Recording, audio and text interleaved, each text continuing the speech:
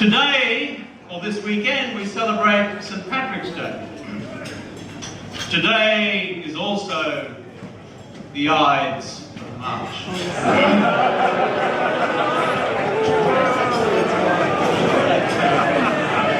A day which commands the stark attention of anyone engaged in the fratricide, the profession of politics.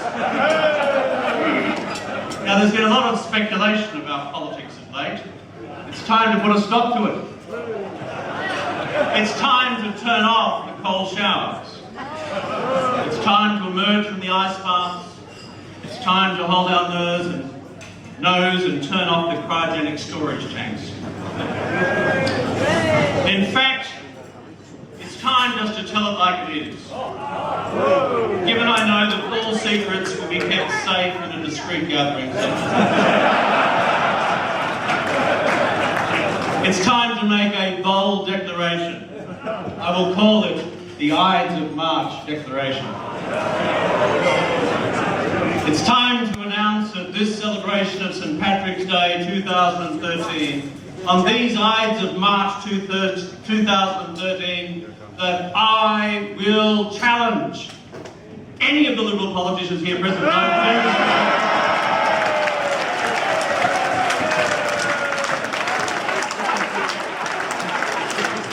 Any of the Liberal politicians here this evening to demonstrate that they have any more Irish heritage than I have. But speaking of politics, I must confess on these Ides of March, this St. Patrick's Day 2013, I feel just a little lonely, a little wistful, a little sad. Thank you, gentlemen. In 2010, I was here as Prime Minister, sharing this platform with Tony Abbott. In 2011, Tony Abbott was here to share the St. Patrick's Day stage with me when I was Foreign Minister. And the same in 2012, when I experienced yet another career adjustment.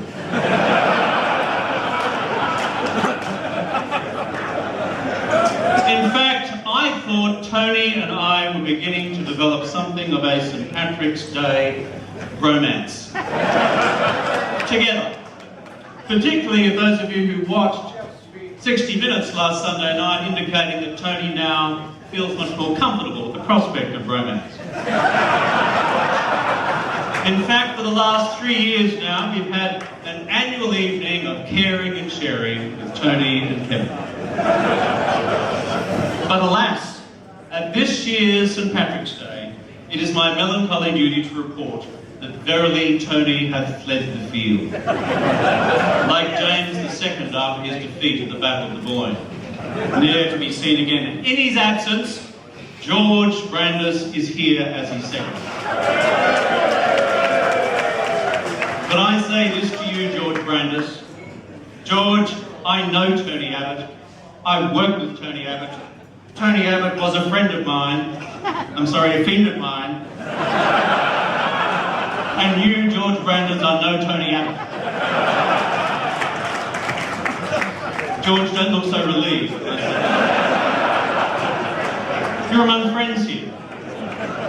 Just as St. Patrick tried to rid Ireland of the slithering serpent, you may recall from the distant past that it was George who tried to rid the Liberal Party of what he eloquently described as the lying rodent. George's words, not mine.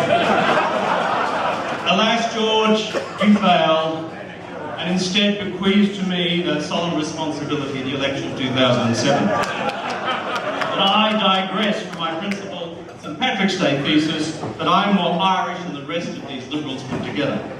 Exhibit A, Sir Anthony Abbott.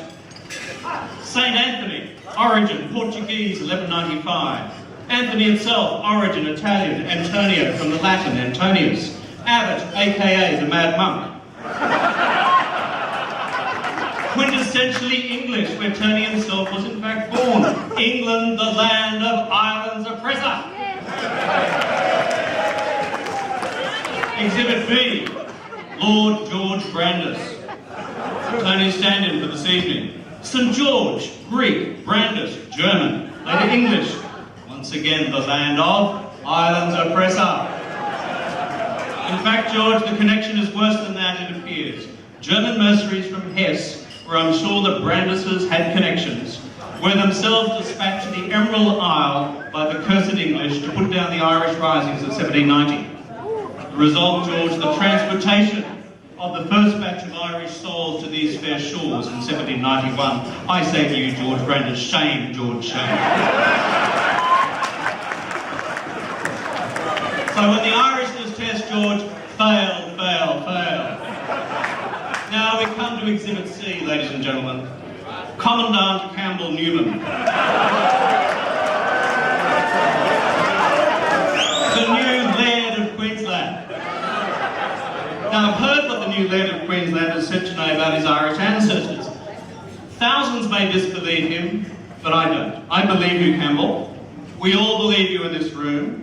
14,000 state public servants may be a little more doubtful about the keeping of the word, but I believe you, Campbell. Now let's go to the detail, Campbell. Campbell, origin Scotland, and the Scots, like the Germans, were often used by the English oppressor to suppress freedom-loving Ireland, particularly following the very unfortunate outcome of the Battle of Culloden. Newman, otherwise known as Neumann. Origin German, later English. So Campbell, Scotland, England, Germany, again, fail, shame. So my dear freedom-loving Irish friends, with these three, Tony, George and Campbell tonight, we are verily among Ireland's traditional enemy, the English. Which brings me to the final exhibit of my prosecution here this evening. Exhibit D. Kevin, Michael, Liam, Patrick O'Rudd. He sounds disbelieving. Shame upon you, shame. In partnership with that great daughter of Ireland with a slight Polish flourish, Anastasia, Mary, Bernadette, Colleen, O'Callaghan.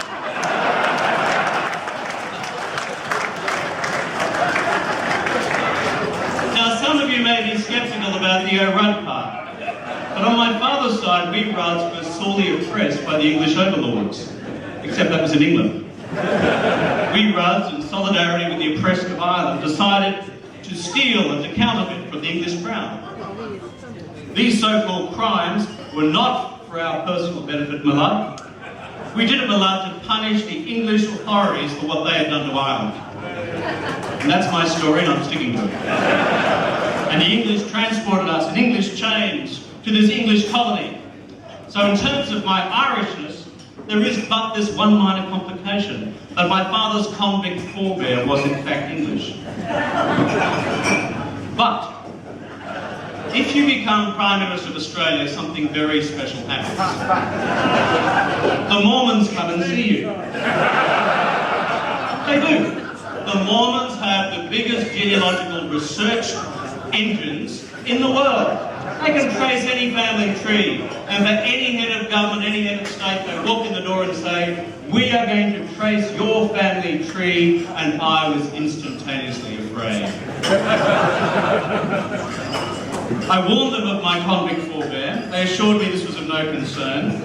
12 months later, the fateful day arrived. Ashen-faced Mormons appeared in my office in Parliament House, Canberra, with leather-bound volumes in hand. They said, "Prime Minister, you warned us of your criminal forebear when we embarked upon this enterprise. Prime Minister, you were right.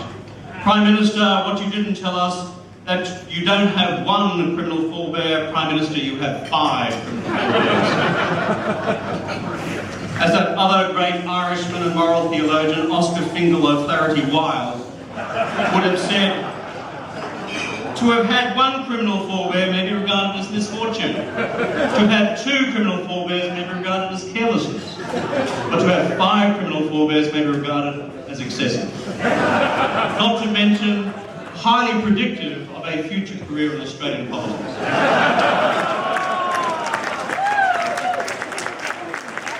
But I digress from my core thesis. My claim to Irishness. It is self-evident to all reasonable men that whatever felonies these 5 criminal forebears of mine may have committed, they were not in themselves It was pure solidarity with the Irish oppressed. But on this St. Patrick's Day, I have one final thing to add. On my mother's side, they are all as Irish as Paddy's pigs. Mayors, O'Neills, Cashans, the latter from Ballingarry, County Tipperary, where they gave safe haven to the young Ireland rebels of 1848 before the English oppressor again transported them to Australia. And if that doesn't convince you, Kevin and Michael, origin Irish, St. Kevin himself, Irish, of Glendalough, who according to legend had the great good sense to delay his conversion to Christianity until very late in life, following the injunction of St. Augustine 3 centuries before when he said, "Lord, make me pure, but just not yet." Again, another solemn portent of a career in politics. So before this highly intelligent, exceptionally attractive, and always 100% Labour crowd, before this 100% Labour crowd,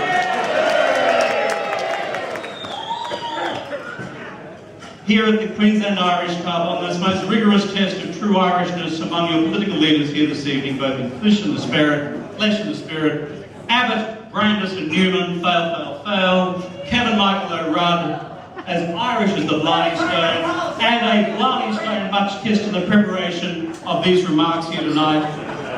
A very happy St. Patrick's Day, and as it turns out, in the end, no need whatsoever, or whosoever, to beware the Ides of March.